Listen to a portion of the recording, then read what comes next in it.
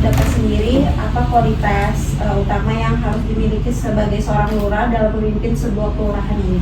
Terima kasih atas pertanyaannya. Saya perkenalkan dulu, nama saya Nur Ilham, Lurah Bandara.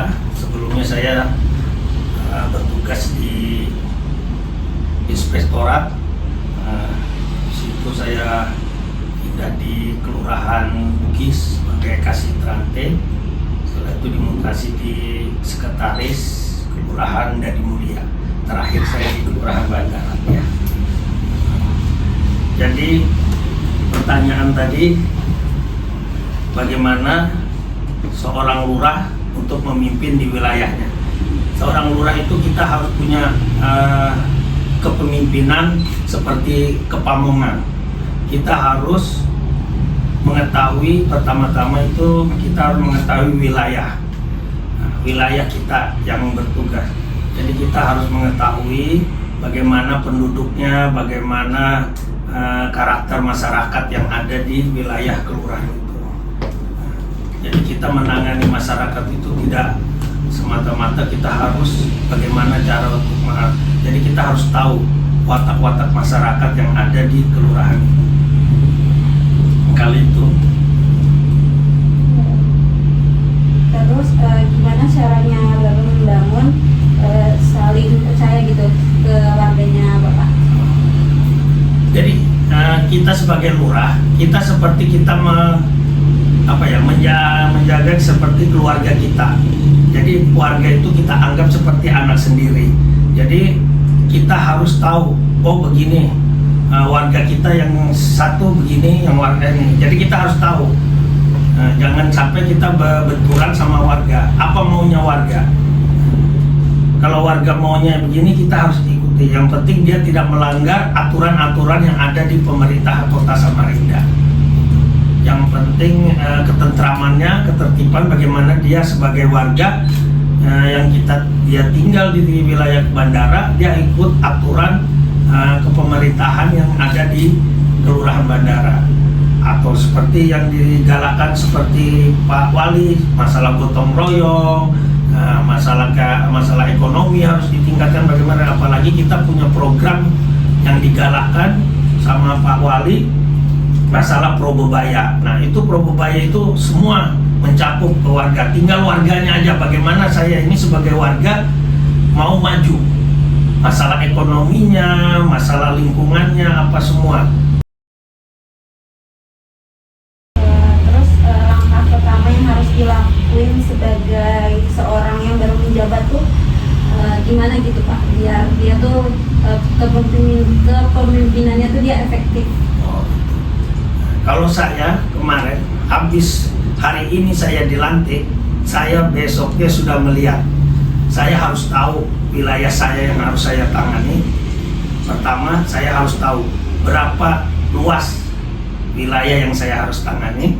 Kedua, berapa jumlah RT saya, ya, berapa jumlah masjid, berapa jumlah gereja, apa semua. Nah, jadi saya harus tahu berapa jumlah penduduk. Dengan kita sudah tahu itu, tinggal kita dengan sendirinya melaksanakan tugas-tugas itu, apa yang kita harus mau. Nah, jadi kita harus tahu masalah pelayanan, ya kan? Nah, bagaimana cara melayani masyarakat? Nah, kita menerapkan ke staf, ke kasih, ke staf. Oh begini loh cara melayani masyarakat. Nah, nanti kalau masyarakat datang kita kasih tahu syaratnya begini. Sebelum ke kelurahan dia harus bikin surat, umpama dia mau bikin surat KTP, dia harus lapor dulu ke RT, ya, lapor ke RT, minta surat pengantar, apa segala itu. Kita melayani. Nah kalau tidak tahu kita arahkan begini. Jangan juga kita melayani masyarakat langsung kayak mukanya, kita tidak tahu masyarakat ini di rumah dia lagi apa. Kalau dia lagi pusing, dia langsung kita gini kan jadi marah di kelurahan. Makanya kita data, kita punya kasih pemerintahan, kasih kesra, kasih ekobank, itu sudah ada sekretaris. Nah sekretaris itu tugasnya membantu saya di sekretariatan. Jadi kalau ada masyarakat apa-apa, saya tidak ada di tempat, dan dia yang mewakili. Kasih kesra itu masalah ekonomi, apalagi lagi kayak pembagian beras raskin apa itu, nah, itu kita data. Kayak kasih kesra itu kita mendata warga-warga miskin, ya. Jadi kita data, umpamanya salah satu RT sekian jumlahnya, kita data di antara itu siapa yang miskin, siapa yang setengah miskin, ada miskin ekstrim apa. Nah, terus lagi ada punya anak balita, ada yang kena apa stunting apa itu semua kita. Nah, nanti kita data, kita ajukan ke sosial, nanti kita kasih dapat bantuan apa itu. Baik Bapak, untuk pertanyaan selanjutnya, bagaimana Bapak memotivasi perangkat kelurahan dan warga agar aktif berpartisipasi dalam program-program kelurahan? Jadi begini, kalau dari kelurahan itu memang sudah wajib dia ditempatkan di kelurahan ini, dia memang harus melayani masyarakat. Kita dari lurah kasih itu kita pelayan, artinya pelayan masyarakat. Jadi kita harus melayani masyarakat sebaik-baiknya. Jadi kita tidak bisa seperti kita beda. Kelurahan sama dinas badan itu beda. Kalau dinas badan dia cuma bekerja melayani di instansinya aja, dia tidak turun langsung ke masyarakat. Nah, kalau kelurahan ini dia kerjanya 2 kali 24 jam. Jadi ada kerja kedinasan, ada juga kerja yang melayani masyarakat. Jadi tidak ada jamnya. Contoh seperti saya, kalau seandainya malam ada keributan, ada apa, itu kita harus turun. Ada banjir, segala. Nah, malahan kadang-kadang ada, kalau seandainya ada darurat seperti Pak Wali menelpon, kita harus siap. Nah, itu tugasnya di kelurahan itu. Jadi tidak ada yang namanya habis pulang kerja sudah selesai. Oke, untuk pertanyaan selanjutnya, bagaimana Bapak memastikan keputusan-keputusan kelurahan dapat diterima dengan baik oleh warga? Jadi keputusan artinya kebijakan ya. Keputusan sama kebijakan. Jadi kita lihat apa maunya masyarakat ya. Kalau memang itu memang kita ya, sekarang apa yang mau sama masyarakat itu?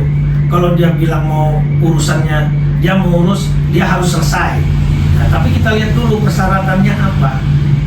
Ya, kalau kita persyaratannya itu memang sudah lengkap apa ya, kita mau tidak mau kita keputusan kita yaitu sudah selesai. Tapi kalau itu syaratnya ada yang tidak lengkap apa, mau tidak mau kita, karena kan ini aturan ini kan ada aturannya. Nah, jadi kita sebagai pihak di kelurahan kita harus melihat. Ada kadang-kadang orang mau ngurus sesuatu tidak bisa membawa KTP, kakak maunya dia datang ke kelurahan, taunya beres. Ya kan tidak bisa kayak gitu. Kita mau tahu identitasnya siapa, mana, maupun apa kita harus lihat.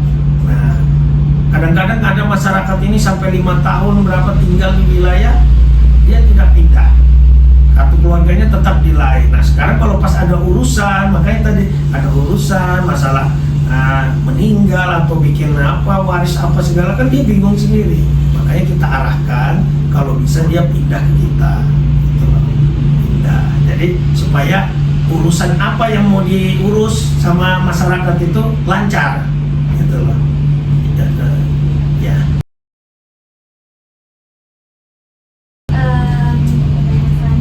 Bagaimana pendekatan Bapak dalam menangani kritik atau perbedaan pendapat dari warga maupun tokoh masyarakat? Kalau saya sih orangnya memang senang di lapangan ya. Dulunya saya memang senang di lapangan karena saya dulu bekas di inspektorat itu kan bagian pemeriksa pembantu. Jadi kita tiap bulan itu pasti ada pemeriksaan. Jadi makanya saya jarang ada di belakang meja ini, jarang. Jadi saya sering kalau teatro saya ke warga, apa yang mau sama masyarakat gitu. Jadi saya kadang-kadang di RT ini, hari ini umpamanya saya di RT ini nongkrong, apalagi ada warung apa sambil minum kopi, saya tanya-tanya warganya apa keluhannya gitu. Kalau dia mau kritiknya yang bagaimana gitu. Kalau masalah banjir, ayo kita sama-sama menanggulangi banjir, kita gotong royong. Apalagi sekarang kan dana Pramuka itu kan ada dananya untuk gotong royong. Nah, dalam sebulan itu Pak Wali minta 2 kali.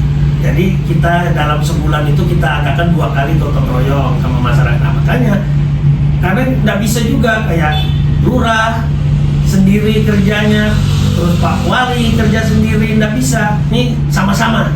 Ini kayak apa wilayah kita ini supaya bagus? Kita sama-sama bangun. Dana sudah ada. Mau diapakan dana Probebaya ini? Nah, makanya saya sering duduk di warung-warung ngobrol. Pak, kemarin ada banjir gini-gini. Ayo, kayak kita sama-sama turun. Apa masalahnya? Kayak apa kita tanggulangi? Nah, seperti di RT 14 kemarin. Nah, itu paretnya nggak ada. Bilangnya Pak, kalau hujan banjir. Terus kalau air pasang banjir. Nah, sekarang kita bikinkan paret, baru dibikinkan tutup. Nah, tutup itu kalau dia pasang, kita tutup.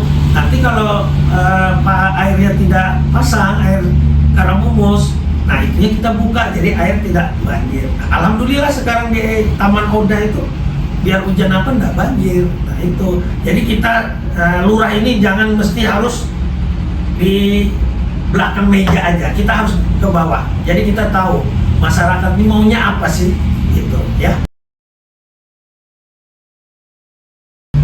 Baik Bapak, untuk pertanyaan selanjutnya, Ya. Bagaimana Bapak sendiri mengembangkan keterampilan komunikasi yang efektif dengan perangkat kelurahan dan masyarakat di sini?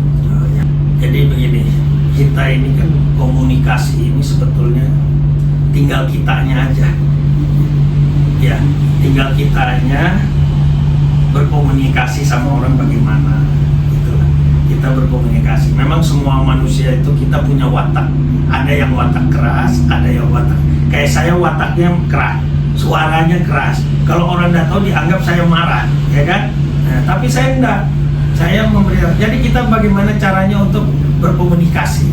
Makanya kita punya, kemarin kita pernah diadakan pelatihan speaking itu, public speaking. Ya, jadi bagaimana kita membahasakan bahasa kepada orang lain supaya orang itu tidak tersinggung, tidak apa gitu.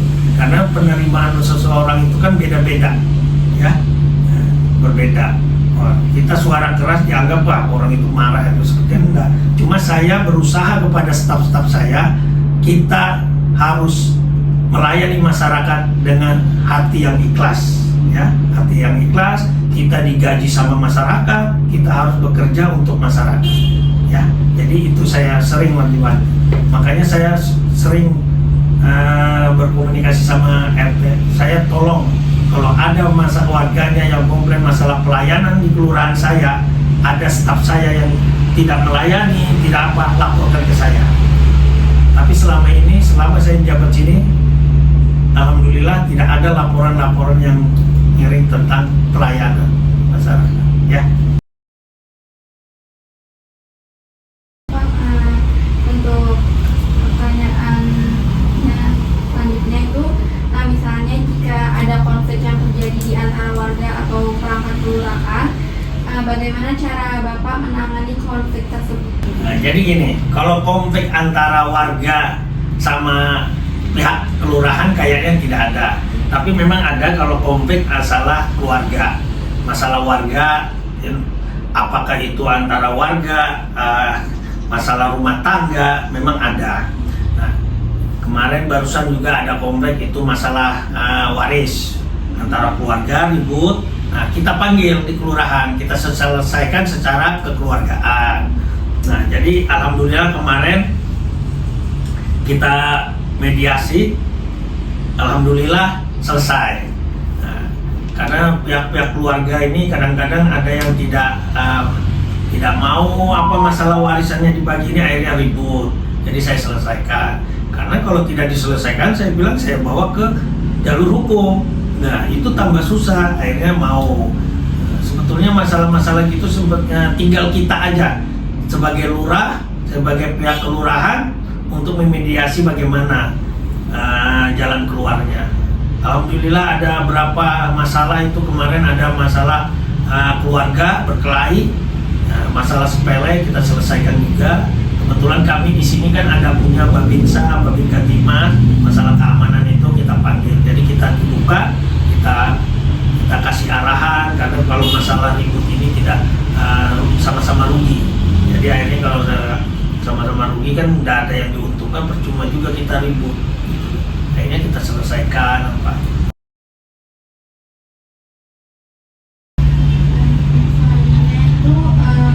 Lalu apakah ada tips dari Bapak sendiri untuk menjaga kefokusan perangkat kelurahan dalam mencapai tujuan pembangunan kelurahan? Maksudnya tips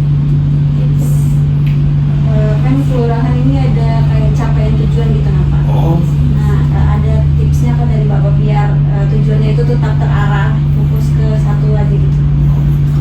jadi gini, kita ini bekerja ini kita punya inovasi. Inovasi itu artinya kita sebelum bekerja itu kita ada yang kita pikirkan apa yang harus kita kerjakan, apa tujuannya. Nah itu sudah ada. Itu bukan dari kelurahan aja, itu sampai ke pemerintah kota. Nah, nanti di pemerintah kota itu dipilih di antara berapa kelurahan, 50 kelurahan itu dicari mana nanti yang kelurahannya. Kita punya inovasi-inovasi seperti di kelurahan ini kita punya inovasi yang masalah pelayanan apa Pabel itu ya. Nah, di Pabel itu alhamdulillah kami kemarin ada dapat A ya.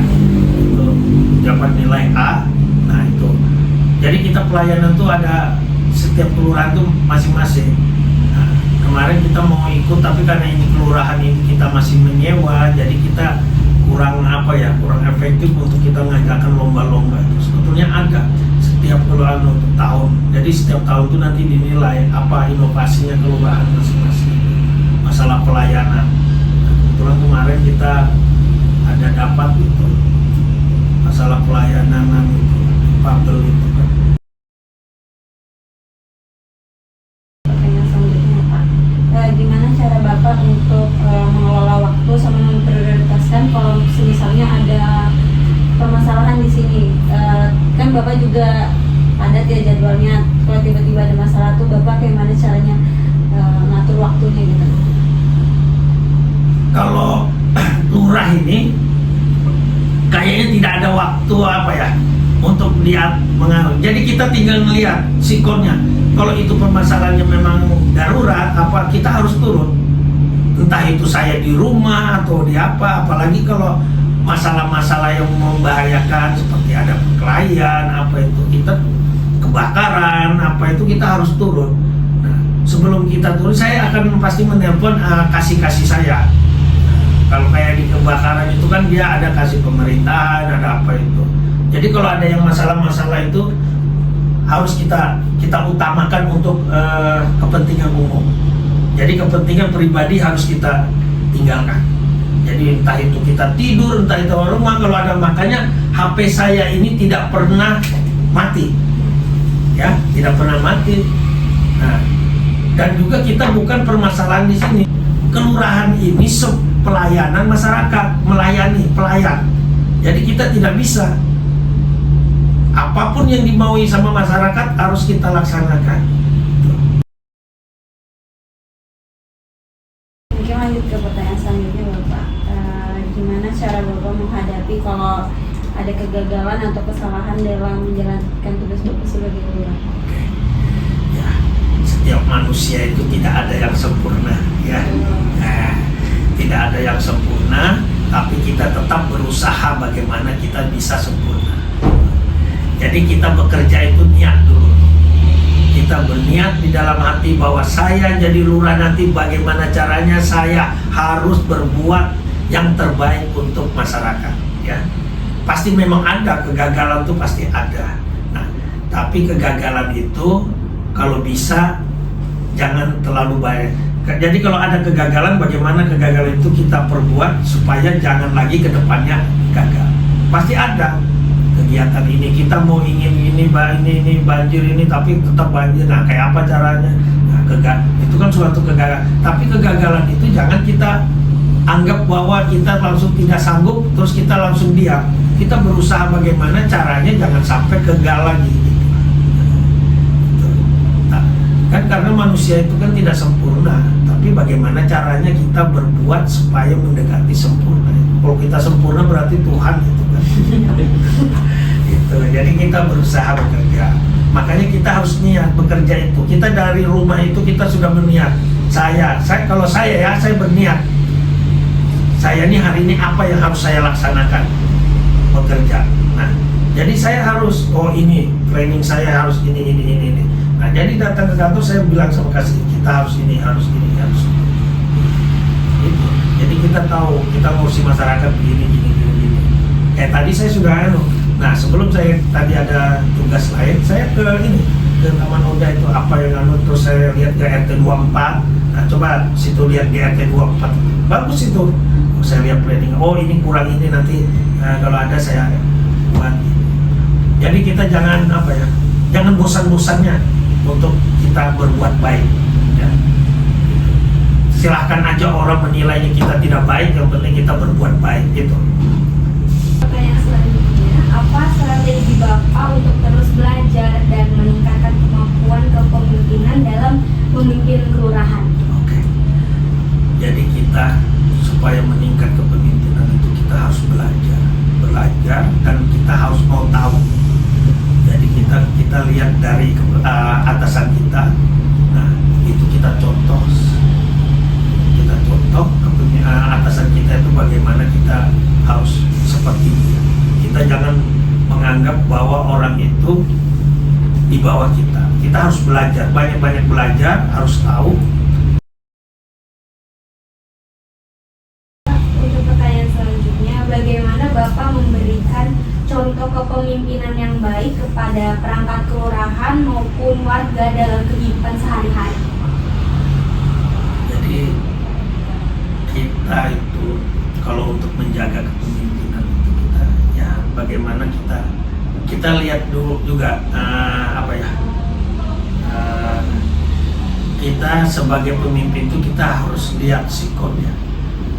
Ini di dalam kita bekerja bagaimana, nanti di luar bekerja bagaimana. Jadi cara bergaul antara kita sama masyarakat, sama bawahan, kita lihat. Kalau kita lagi serius, kita harus serius. Ya, kita harus serius. Tapi kalau memang tidak ada waktu, umpamanya ada waktu yang senggang-senggang, ya kita bicara, kita berkoordinasi. Nah, kayak saya, kadang-kadang kalau ada rapat apa itu, saya orangnya tidak gini. Saya sebagai di kelurahan ini sebagai pemimpin, saya tidak mau kita langsung memaksakan bahwa bawahan itu untuk saya anggap kerja saya ini kerja tim. Nah, artinya kerja tim itu kita saling membantu, ya, saling membantu. Karena lurah ini tidak mungkin maju kalau tidak dibantu sama perangkat-perangkatnya. Nah, maka dari itu saya kalau di kelurahan kemarin saya sudah ngomong sama staf kita ini kerja tim. Jadi tidak ada itu namanya lurah, tidak ada namanya kasih, tidak ada namanya staf. Karena kita ini melayani masyarakat. Jadi semua harus bisa. Karena kita kan tidak tahu salah satu staf saya atau saya tidak hadir atau apa berhalangan, kalau kita melayani masyarakat akhirnya tertunda. Nah, jadi kita kalau kerja tim itu kita harus semua bisa. Jadi kalau umpamanya kasih kesra, ngurusi orang pernikahan atau apa, nah kalau tidak bisa kan ada kasih lain untuk membantu. Nah, kalau umpamanya kita tidak begitu kerja tim, nanti seandainya ada orang ngurus pernikahan, terus kasihnya tidak ada, stafnya tidak ada, kita kan tidak tahu ada rapat ini, rapat itu. Nah, otomatis kan masyarakat ini terganggu, terhambat. Paling tidak hari ini, nah, mau sebetulnya selesai, jadi 2 hari, 3 hari kan gitu. Nah, jadi saya terapkan di sini untuk kerja tim, jadi saling membantu. Baik Bapak, mungkin ini pertanyaan yang terakhir ya Bapak. Jadi Bapak sebagai pemimpin, sebagai lurah di sini, apa nasihat yang bisa Bapak berikan mungkin untuk lurah atau pemimpin daerah lain yang baru menjabat agar bisa menjadi pemimpin yang baik? Sebetulnya kalau saya sih paling menasihati di Kalimantan. Karena kalau lurah ini kan yang sudah lurah-lurah lain itu dia memang sudah ada masing-masing kan. Tapi kalau saya memberi nasihat kepada staf saya, kita harus namanya kita ini apa ya, pelayanan publik, kita harus pertama harus melayani masyarakat itu dengan baik. Kita murah senyum, kita harus ikhlas, jangan kita separuh-separuh melayani masyarakat. Karena kerja kita ini banyak mengurusi masyarakat daripada masalah kedinasan.